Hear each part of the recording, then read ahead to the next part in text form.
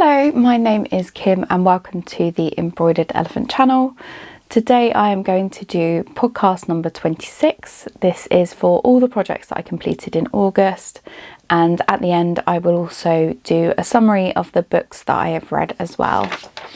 How have you been? It's been a busy month. I've been filming so many videos because in September I'm doing some extra shifts at work, so I won't be able to, or I won't have my normal Thursday and Friday to film and edit and schedule and things like that. I have also got super organised, and I have basically organised all of my videos for the rest of the year. So I am planning to do Christmas again. So 5 days a week during December I will be releasing a video every day. I will try and keep them quite short, but I've got ideas such as different crochet projects. I've got an interview with my mother-in-law, hopefully. I've got, I'm just looking at the moment, my goals list, going through my yarn reorganisation, looking through books, lots and lots of nice things. As I said, hopefully I will be able to keep the videos a bit shorter because obviously every day gets busy, I guess. Personally, everything's been fine. We've been really busy during the weekends and yeah, seeing lots of people we love, family, friends, spending time together, just little things like that. So yeah, it's been really, really nice. So if you've seen these videos before, you will be aware that I follow the same sort of structure throughout the video. So I will start with my finished projects, then I will go to my works in progress, then I will go over the books that I've read and the squares that I've made for them. Then I will go over any planned projects. So this month has been quite busy. I haven't managed to finish too many projects. I finished a couple, but not as many as I wanted to, and I will talk about that in a bit. But the main project that I have finished is this Toft Bert. So again, I'm a little bit obsessed with Toft at the moment. I've loved them for a while, and just recently I've started doing more of their kits and yeah, buying a few more kits as well. This is Bert the fledgling phoenix, and he was a project that was sort of released as a competition. Again, you can still buy the kits online, and one of the cool things about this is that they let you choose 2 colours, and there was a choice of whether you wanted them to pick the third colour or not.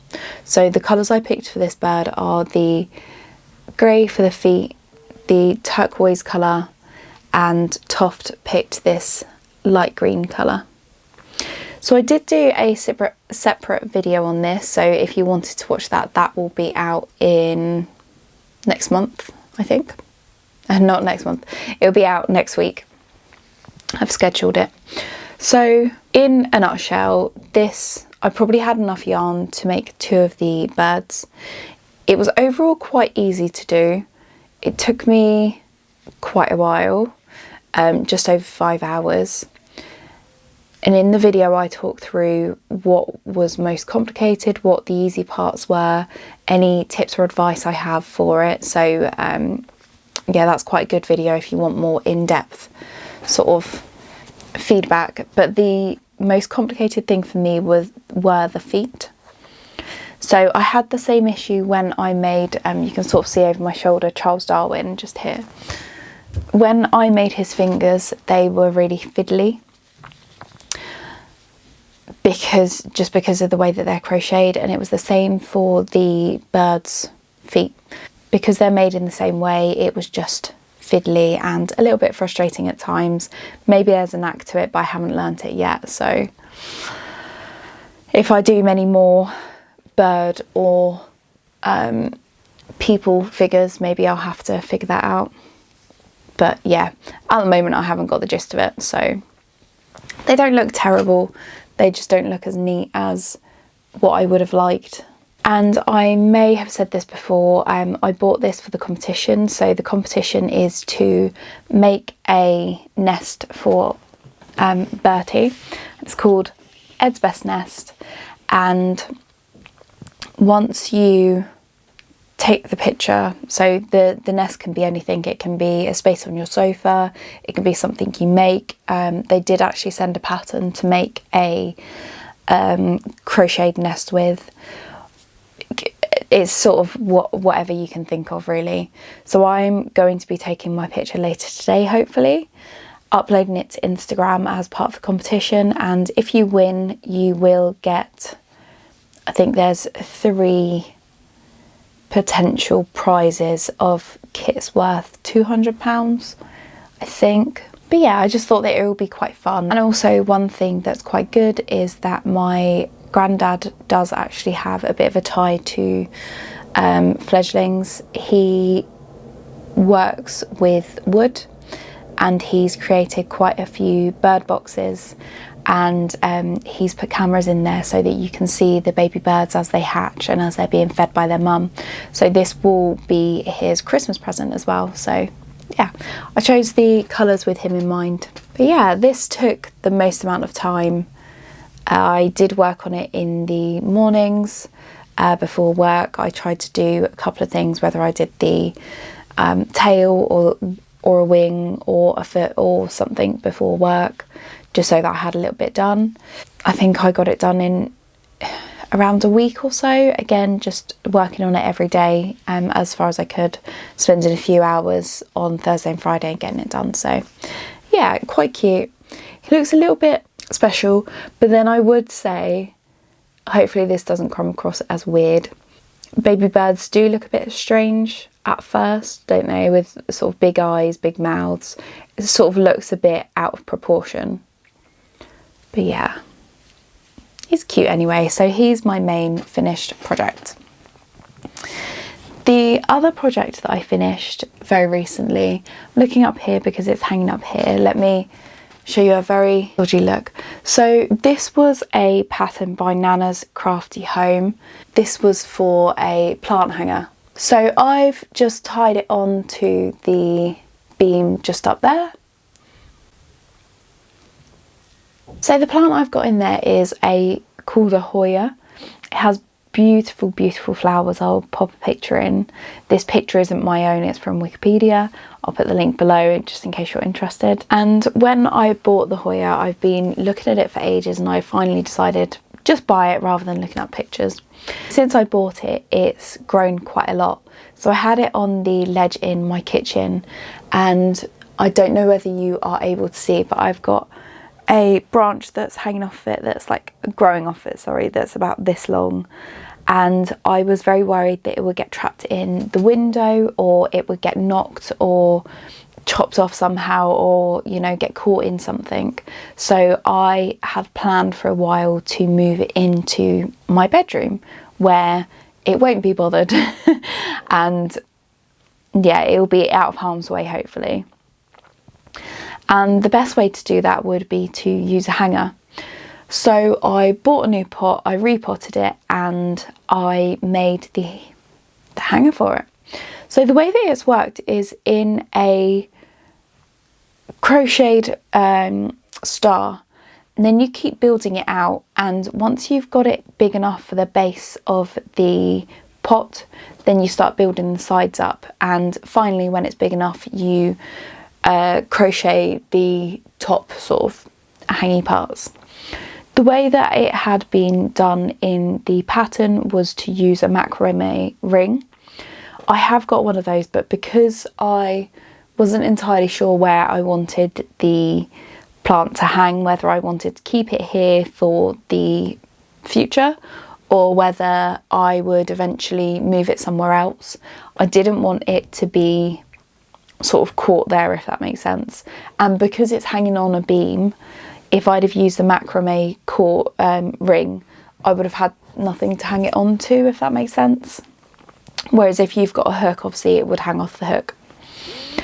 So I'm really happy with how it worked out. I used some quite thick cotton scraps from my partner's late grandma. This is the thickness of it. I'm not sure where she got this from, somewhere in France. I don't know what brand it is or anything like that. It's just scrap yarn. I will write below how much yarn I use for this project.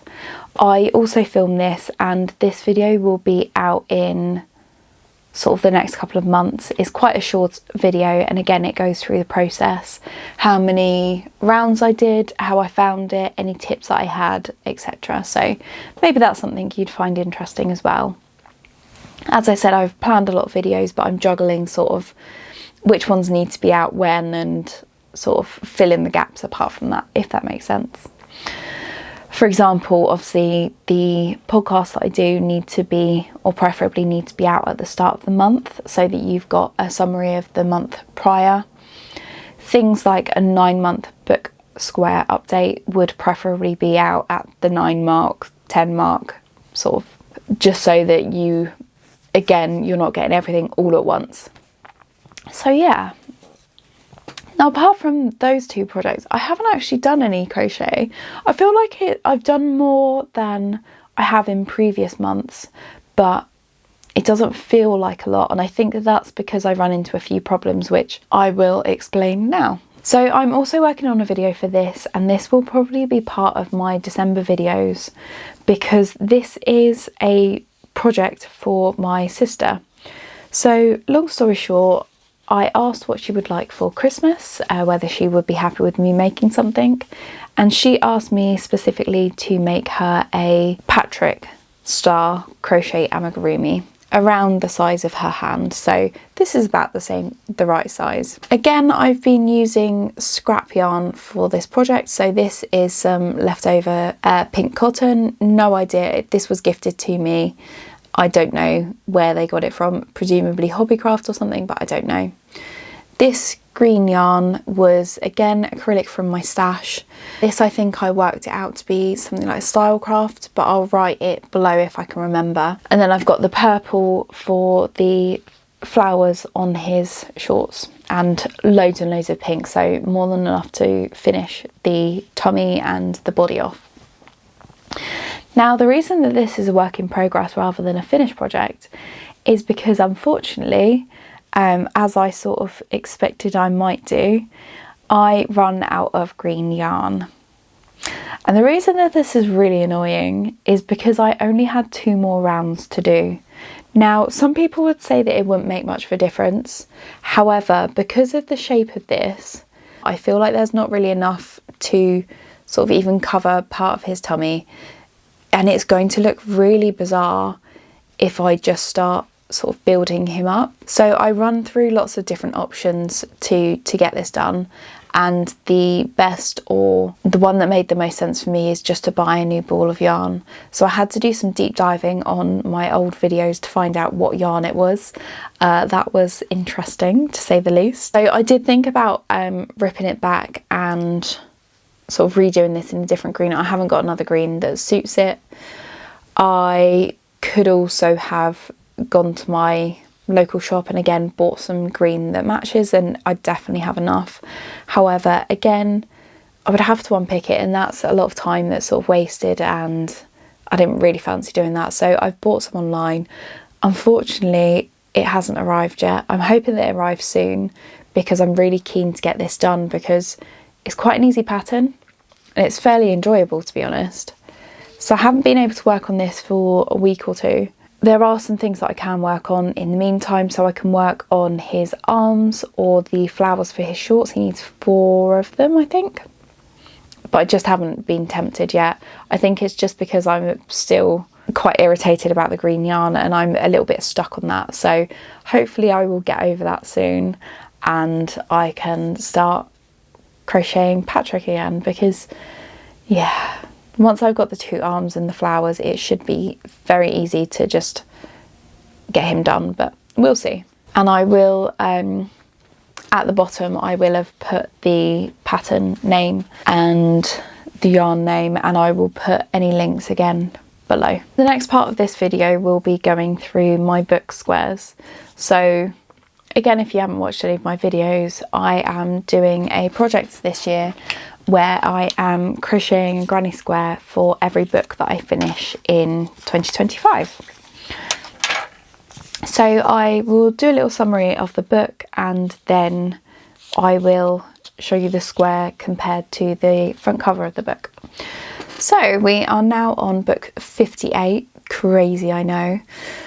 This was a book called Tell Me Why Mummy, and this was about, this comes with quite a lot of trigger warnings. This was about the sexual abuse of a little boy, physical abuse and neglect, I guess, primarily perpetrated by his mum. So I will say that the book is particularly graphic, so if that's something that would affect you, do not read it. I have read quite a lot of books about abuse, but this one again was just very graphic, even from the first couple of pages, so just bear that in mind. In terms of the book itself, it was very interesting because obviously you don't usually hear about the abuse perpetrated by mothers towards their sons, especially sexual abuse. So it was an interesting topic. There were parts that I struggled with. For example, the writing style was a little bit difficult because at the end of every sort of section it would be, my life is about to change dramatically, and it would be sort of the same thing put after every sort of section, which I found to be quite repetitive after a while, but that's just his writing style, I'd say. So I started this book on July the 30th and I finished it on August the 12th. This is the square that I made for it, paying attention to the main blue of the character's eyes on the front, and then the slight sort of browny, beigey, gingery yarn for the rest of it. So this is the book cover with the square, and this is a close-up of the square. The next book that I read, book number 59, was Cleaning the Gold, and this was by Karin and Lee Child.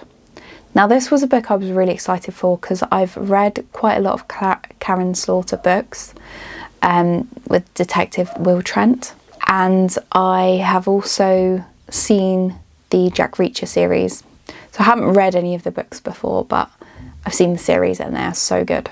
And this was a book that they'd written together, and therefore Will Trent and Jack Reacher were sort of working together to get to the bottom of something that wasn't quite right. And it did actually involve them cleaning gold. Who'd have thought it? So the book takes place in Fort Knox. They are both, Will Trent is sent to investigate a 22-year-old murder, and the suspect for it is named Jack Reacher. So they are working together, they're put on the same team, and their job is to clean the gold and make sure that it's all there, I guess. But they end up sort of working together or getting to know each other a little bit more, so it's quite interesting. Apart from that, it's a really short book, which is great. It was really easy to get through. I read it between the August the 14th and August the 17th. That wasn't just days of full-on reading, that was taking breaks, so it was quite good. I didn't really have any gold coloured yarn, so I used this one that was sort of, it had gold, green and red in it, so it was more like a rainbow, I guess, but still nice. So this is the book cover next to the book, and this is a close-up of the book square. And then the last book that I read this month, yes, I only read 3.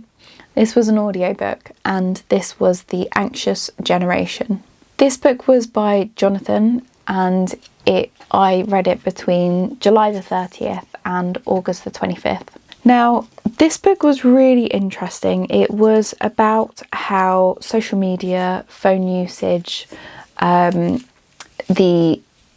easeability of games, gambling, porn, different things like that on phones, specifically for the younger generation. So I'm not calling myself young, but between 1996 to sort of ongoing is where Jonathon said that this was most affecting the younger generation. And he uses lots of stats and lots of research and different examples to show how social media is affecting us, and especially in terms of mental health. So again, the anxious generation, it's because a lot of people nowadays, a lot more younger people nowadays are becoming anxious, stressed, depressed, having things such as anger issues, and he believes that a lot of this is due to social media. It's a really good book. I would really recommend it to anyone with children, younger children especially, who uses social media and wants to know a bit more about it, works with children, works in education, works in the government. There's a lot of people that it would apply to. I think it applies to all of us. However, what I would say is I struggled quite a lot with this book because it was so stat heavy. So it was quite hard to get into.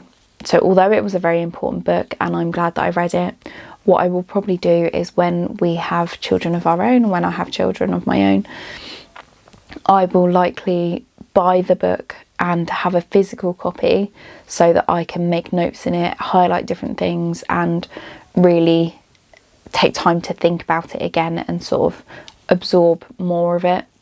I got the main details of it, but not sort of everything I can imagine. It was a really good book. I definitely recommend it. And the audiobook is quite nice as well. He makes it, he adapts it quite well, talking about the statistics, and he has online resources as well. So if you get a chance to look them up, definitely do. But yeah, this is the book square. And this is the book cover by the side of the book square. And quite interesting to note, there are two different covers. So one of them is set in space and it's got a spaceman in a space, or a space person in a spacesuit, just sort of by themselves. The other one is a girl on a phone who is surrounded by sort of yellow things, and when you look closer they are all emoji faces, and it just sort of, it's like her being in a ball pit. She's just completely covered by all of these likes, which I think is such a clever front cover as well, because you just get absorbed by how many likes you get, how many reactions you get, etc. So yeah, that's really interesting. Next month I am hoping to read quite a few more books. I would like to get to 100 before the end of the year, but I don't know how achievable that is now. September, October, November, December. So unless I finish 10 books every month until the end of the year, I probably won't get to 100 books. So yeah, I'm struggling a little bit to keep up with how many books I was reading, just because the anxious generation, I think because that was so stat heavy, that made it feel quite difficult to move on. I felt more pressure to finish that book rather than read a book that was more light-hearted and more stereotypically enjoyable, I guess. So that sort of altered how many books I finished last month. So I'm hoping this month I can finish a few more. I've already started one, and I'm about to start another one, both audiobooks, so that I can sort of get those done quite quickly, and they're both enjoyable, hopefully. So yeah, I look forward to telling you all about those. In terms of planned projects, there's only sort of two that I've got in my mind that need to be done this month. So the first one is to finish Patrick off. I would really like him to be finished pretty much as soon as I receive the yarn. Hopefully I will be able to finish him. However, as I said, I am working full weeks for the next 2 weeks, so I don't know if I'll necessarily have time. I might be quite tired when I get home from work, but we will see. The other thing that I want to do, I won't say out loud, but it is a present for my husband for our anniversary, which is happening in October, so I would like to do that. I will also be recording a video for it. So at the moment I've scheduled it for November. The reason I've scheduled it for November is so that he doesn't get any sneak peeks of what it is. I will pop the details for it sort of in the video or below the video. So if that's something that you're interested in, feel free to have a look.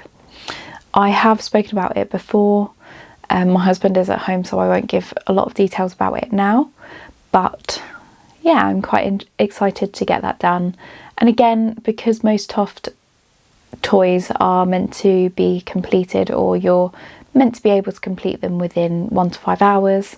I will be recording how long it takes as well. I think that it will be quicker than the other one that I made, but we shall see. So yes, thank you very much for watching. If you've got any requests for videos, please drop them below. As I said, I am pretty much scheduling a lot of videos, but if there's anything specific that you would like to see, please let me know and I will try and fit it in. And apart from that, I hope that you're well, and I hope to see you next week when I go through the process of making my Toft Bert. So thank you very much for watching, and until next time, take care. Bye.